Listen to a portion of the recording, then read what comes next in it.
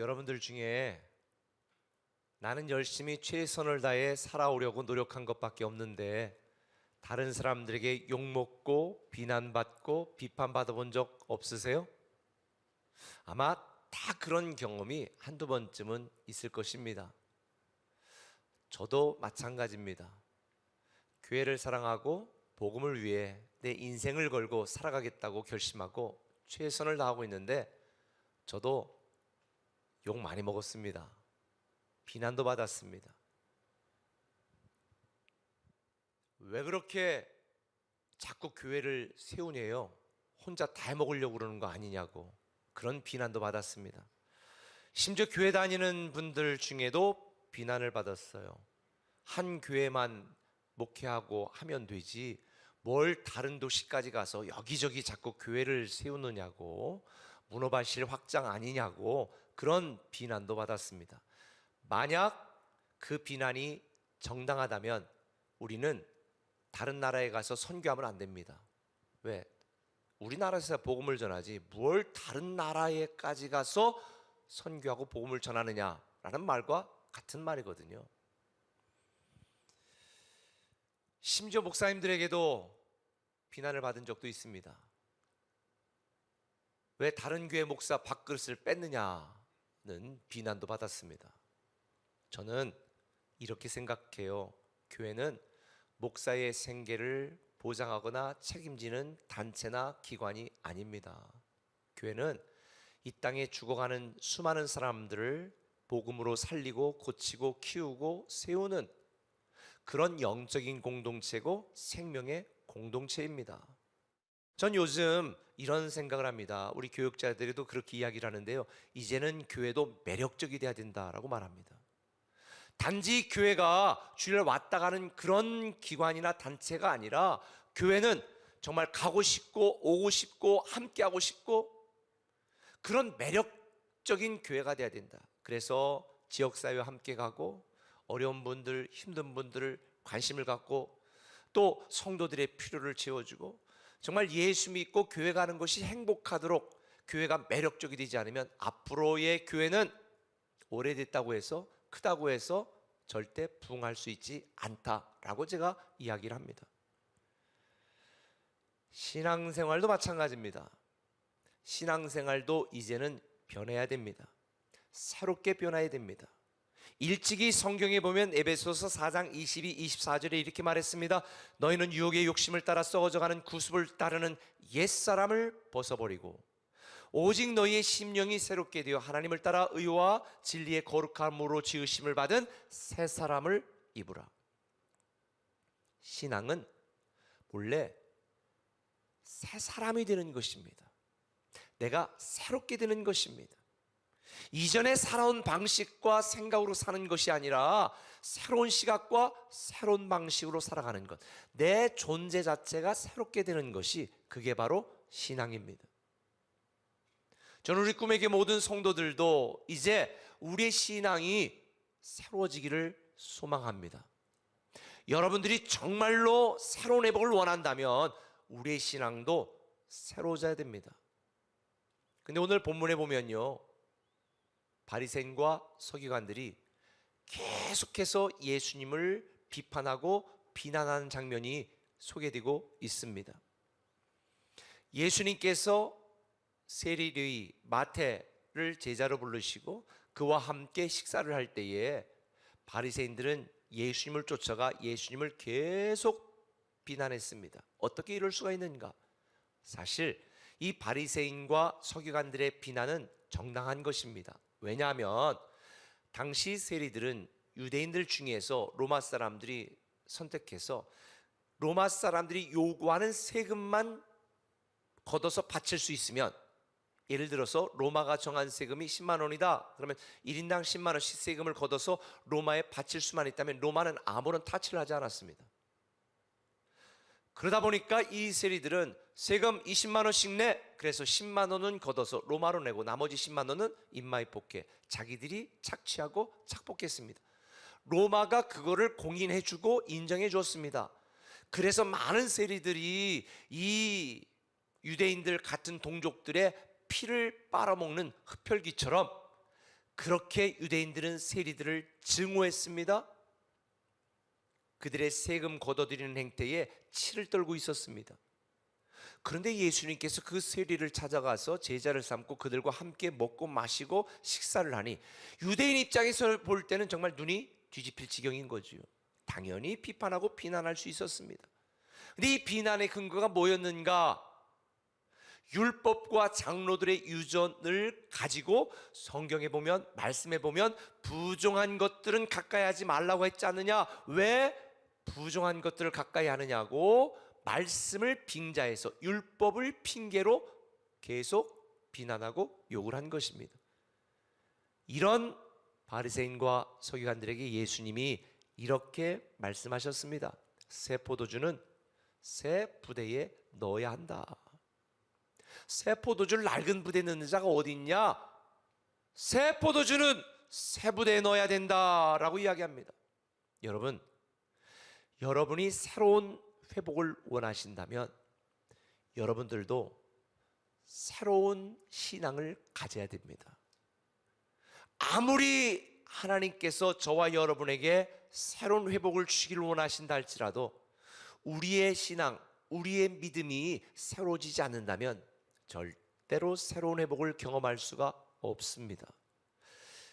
여러분, 정말 새로운 회복을 원하십니까? 오늘 설교 못 하겠네요. 별로 오늘 설교 제목이 새로운 회복을 원하십니까? 근데 원하지 않으면 뭐 별로 설교를 할 수가 없는데 다시 물어볼게요. 여러분, 새로운 회복을 원하십니까? 그러면 이 두 가지를 꼭 기억해야 됩니다. 그 첫 번째가 뭐냐? 신앙의 본질에 충실하라는 거예요. 신앙의 본질에 충실해야 우리는 새로운 회복을 경험할 수 있어요. 34절에 예수께서 그들에게 이르시되 혼인집 손님들이 신랑과 함께 있을 때 너희가 그 손님으로 금식하게 할 수 있느냐? 여러분, 지금 신랑이 혼인집에 와서 혼인집에서 잔치를 베풀고 있는데 온 손님들에게 야 너희들 먹지마 금식해 이럴 수가 있느냐는 거예요. 혼인집의 신랑은 주인공입니다.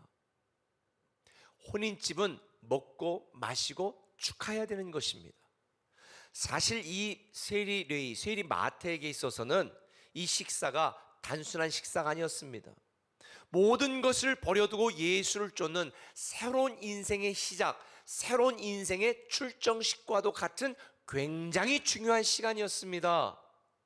그런데 금식할 수 있습니까? 새로운 인생을 시작하는데 금식할 수 있느냐는 거예요. 혼인잔치인데 안 먹을 수 있느냐는 거예요.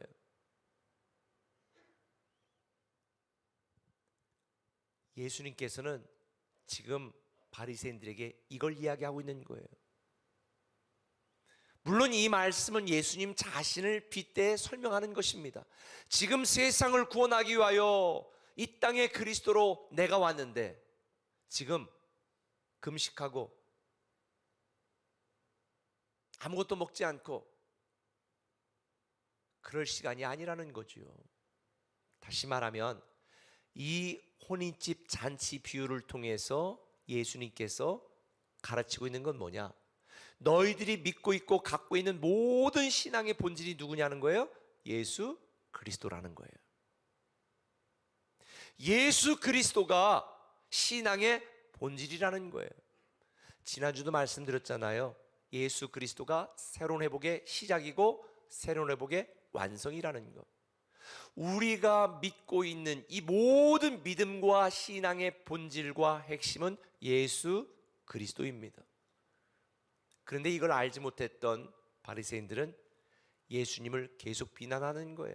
너무 세속적이다, 너무 탐욕적이다 이렇게 비난을 했습니다.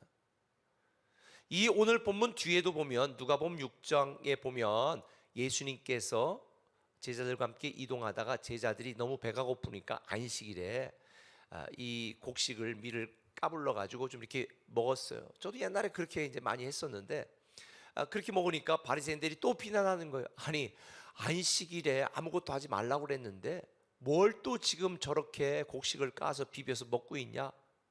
그때 예수님이 뭐라고 말씀했어요? 인자는 안식일의 주인이니라. 내가 안식일의 주인이다. 예수님이 안식일의 주인이고 신앙의 본질이다. 너희들이 믿고 있고 알고 있는 모든 율법의 주인공, 중심이 바로 나다. 이걸 강조하고 있는 거예요. 그래서 갈라디아서 3장 24절에 보면 이렇게 말합니다. 같이 한번 읽을까요? 시작. 이같이 율법이 우리를 그리스도께로 인도하는 초등교사가 되어 우리로 하여금 믿음으로 말미암아 의롭다함을 얻게 하려 함이라. 그래서 로마서 10장 4절은 또 말합니다. 그리스도는 율법의 마침이 되시니라. 율법은 그리스도에게 안내하는 안내자일 뿐이고 예수 그리스도가 모든 율법의 완성이고 마침이다라는 거예요. 그런데 바리새인들은 율법의 핵심이고 신앙의 본질인 예수 그리스도 그분을 알지 못하고 계속 예수님을 비난했습니다. 여러분들도 새로운 회복을 누리기를 원한다면 신앙의 본질에 충실해야 됩니다. 여러분이 아무리 열심을 내고 여러분이 아무리 봉사를 많이 하고 여러분이 아무리 많은 헌금을 하고 아무리 많은 기도를 한다 할지라도 신앙의 본질인 예수 그리스도 그분을 중심으로 그분을 기준으로 우리의 신앙이 다시 세팅되지 않으면 우리의 신앙은요 바리새인의 신앙에 불과한 것입니다. 오늘날 어떤 성도들은 주일날 교회 와서 예배드리고 가면 신앙이 전부라고 생각합니다. 천만의 말씀이요. 이제는 신앙의 틀 자체가 바뀌어야 됩니다. 내가 주인이 되어 살아가고 있는 내 인생 속에서 주일날 한번 교회 갔다 오는 이게 신앙이 아니라 우리의 삶 전부, 내 인생 전체의 기준과 중심이 예수 그리스도로 바뀌어야 되는 거예요. 인생의 틀, 신앙의 틀 자체가 완전히 바뀌지 않으면 우리는 새로운 회복을 경험할 수가 없는 거예요. 주님은 신앙의 본질을 잃어버린 바리새인들에게 39절에 보면 이렇게 말합니다. 묵은 포도주를 마시고 새 것을 원하는 자가 없나니 이는 묵은 것이 좋다 함이니라. 포도주는 수성되고 오래된 게 좋아요. 바로 담은 거는 사실 별로 맛이 없잖아요. 그런데 여기에 묵은 포도주를 마시고 새 것을 원하는 것이 없나니 묵은 것이 좋다 한다. 이 묵은 것이 좋다라는 것은 당시 유대인 속담입니다. 요즘 젊은 분들은 잘 모르겠지만 제가 어렸을 때 어른들이 묵은 소리 광소려 이런 얘기를 자주 들었습니다. 묵은 소리 광소리다. 이 말은 예전 것이 오래된 것이 좋다라는 거지요. 아무리 새로운 것이 있어도 옛날 이전 것이 좋다라는 관용적인 표현입니다. 근데 여러분 이렇게 이전 것에 과거의 것에 안주하는 이 바리새인들에게 주님께서는 새 포도주는 새 부대에 넣어야 된다라고 가르쳐주고 있는 거예요. 세상이 아날로그에서 디지털로 바뀌었습니다. 우리의 신앙의 틀도 바뀌어야 됩니다. 성도는 이전보다 나은 삶을 사는 자가 아닙니다. 세상 사람들보다 더 도덕적인 우월한 삶을 사는 것이 우리의 목표가 아닙니다. 우리는 새 사람이 되어야 됩니다. 우리 인생의 중심이 기준이 나에서 예수 그리스도로 바뀌어야 된다는 거죠. 새로운 회복을 원한다면요 내가 주인 되어 살았던 이전의 삶을 포기하고 예수님이 진짜 내 인생의 주인이 되도록 만들어야 돼요. 그래서 사도 바울은 고린도전서 15장 31절에 이렇게 말했어요. 나는 날마다 죽노라.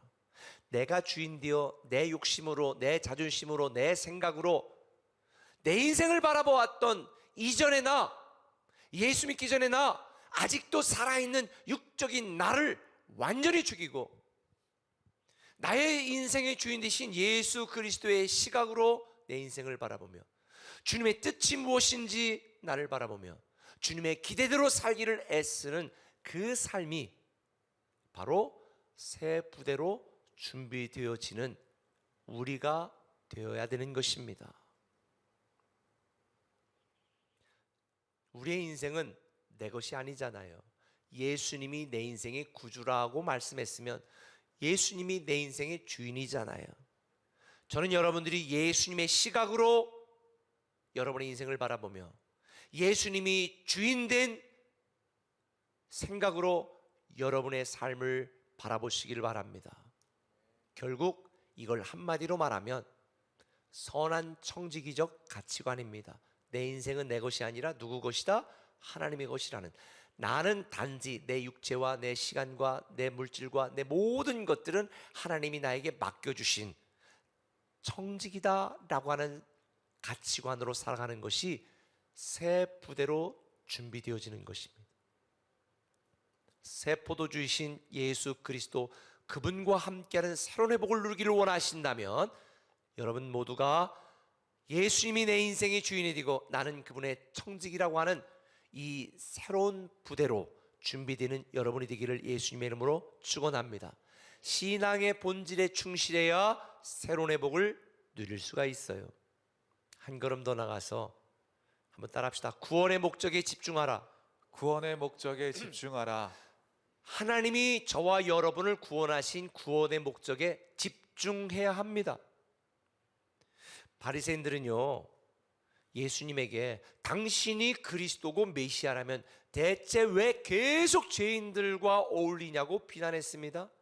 그때 주님이 정말 멋있는 말씀을 하셨죠. 예수께서 대답하여 이르시되 건강한 자에게는 의사가 쓸데없고 병든 자에게야 쓸데있나니 내가 의인을 부르러 온 것이 아니요 죄인을 불러 회개시키러 왔노라. 이 땅에 아픈 자가 없다면 의사가 필요가 없어요. 이 땅에 병든 사람이 없으면 병원이 존재할 이유가 없는 거지요. 주님이 이 땅에 오신 것은, 우리를 구원시키신 것은 깨어진 하나님과의 관계를 회복시키시고 하나님과 불통된 우리와의 관계를 다시 소통시키시고, 그래서 우리가 잃어버리고 우리에게 떠나버렸던 하나님의 축복이 우리에게 다시 임하여 형통한 삶을 살게 하는 것이고, 이 회복의 은혜를 주시기 위하여 주님께서 저와 여러분을 구원하신 거예요.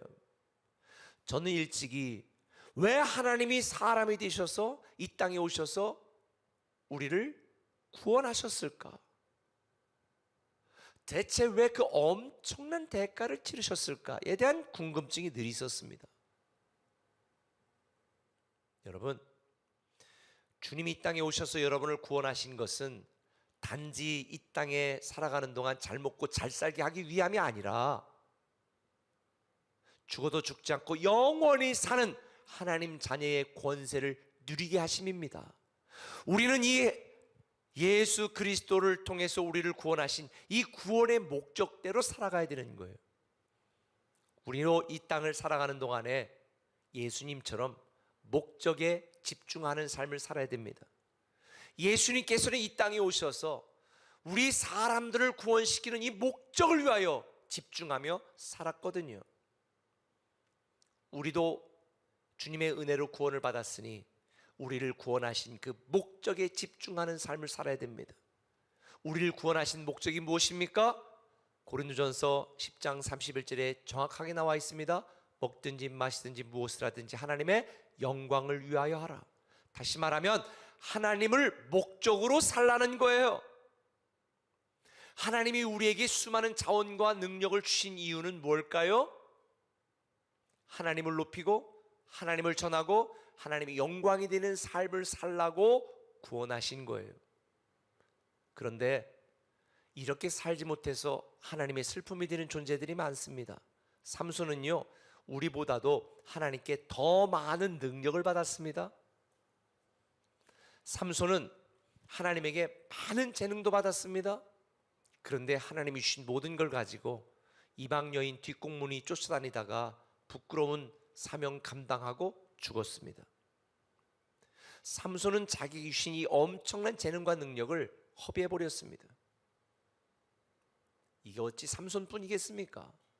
오늘날 성도들에게도 하나님께서 참 많은 걸 주셨는데 우리는 하나님의 영광을 위하여 하나님을 전하고 높이를 위하여 사용하지 않고 내 욕심과 내 야망을 위해 살아가면서 부끄럽게 허비하고 낭비하는 경우가 참 많습니다.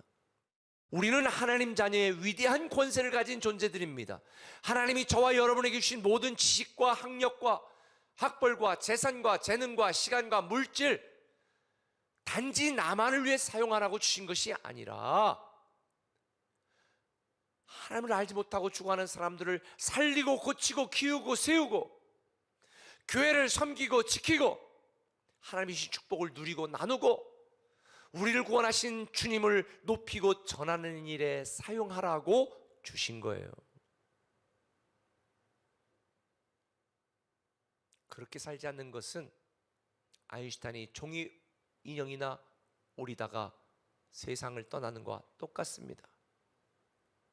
손흥민 선수가 저렇게 국위를 선양하고 존경받는 이 프로축구 선수를 하는 게 아니라 그냥 그 재능을 가지고도 아우 나 저런 거 귀찮아 그래가지고 세종에 와가지고 그냥 조그만 식당 하면서 조기축구에서 대장 노릇하면 어떡할까요? 근데 오늘날 그렇게 사는 분들이 참 많습니다. 저는 그래서 기도합니다. 하나님이 나에게 주신 재능과 은사와 능력 그 이상으로 하나님께 쓰임받을 수 있도록 도와달라고. 하나님 우리 세종 꿈의 교회 또 우리 꿈의 멀티 꿈의 교회 공동체에 주신 이 능력을 우리 모두가 다 50%만이라도 함께 사용할 수 있다면요, 교회 100개는 더 세울 수 있을 거요. 선교사 1000명은 더 도울 수 있을 거요. 근데 우리는 그렇게 하지 않습니다. 여러분, 우리는 구원의 목적에 집중하는 삶을 살아야 됩니다. 하나님이 여러분에게 왜 그 사업을 하게 하셨고 그 직장에 다니게 하셨고 왜 그 사람을 만나 결혼 생활을 하게 하셨고 왜 여러분에게 그 자녀를 주셨고 왜 여러분에게 그런 배움을 주셨는지, 여러분 우리를 구원하고 부르시고 택하신 목적에 집중하는 삶을 저와 여러분들 살았으면 좋겠습니다. 주님은 자신을 비난하는 바리새인들을 향해 이렇게 말하지요. 묵은 포도주를 마시고 새 것을 원하는 자가 없나니 이는 묵은 것이 좋다함이니라. 유대인 속담을 인용해서 묵은 것이 좋아, 그러나 새 포도주는 새 부대에 넣는 것이 당연한 거지요. 바리새인들에게 말하는 거예요. 여러분, 새 포도주는 새 부대에 넣어야 됩니다. 저와 여러분들이 새로운 회복을 경험하길 원한다면 우리가 지금까지 해왔던 구태의연한 신앙생활의 틀을 깨부수고 이제는 주일만 교회 나와 예배자로 끝나는 것이 아니라 RT인으로 매일 예배자가 되고 다니엘 기도자로 하루에 3번씩 무릎 꿇고 하나님 앞에 기도하고 내 평생에 하나님을 의식하는 삶, 하나님이 나에게 주신 모든 것들을 주를 위하여 주님의 영광을 위해 사용하는 삶, 나 한 사람은 작지만 우리가 함께하면 더 많은 일을 할 수 있으니 바로 목적에 집중하는 삶을 산다면 저와 여러분을 통하여 얼마나 이 땅에 소금과 빛의 역할을 감당할 수 있도록 하나님이 사용하시겠습니까? 헌 옷에 새 옷을 잘라서 붙이는 어리석은 신앙이 되지 마십시오. 병든 신앙인, 이전 것을 고집하는 병든 신앙인 되지 마세요.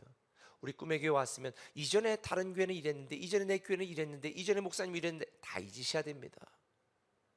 결혼해서 아내에게 우리 엄마는 밥 이렇게 안 해줬는데, 우리 엄마는 이렇게 했는데 계속 아내한테 그렇게 하면요 3년만 그렇게 하면 아마 쫓겨날걸요. 바리새인들에게 논란거리를 제공했던 세리, 레위, 마태는 이렇게 반응했습니다. 그 후에 예수께서 나가사 레위라는 세리가 세관에 앉아있는 것을 보시고 나를 따르라 하시니 그가 모든 것을 버리고 일어나 따르니라. 이전 것을 버리고 새로운 인생을 시작한 거죠.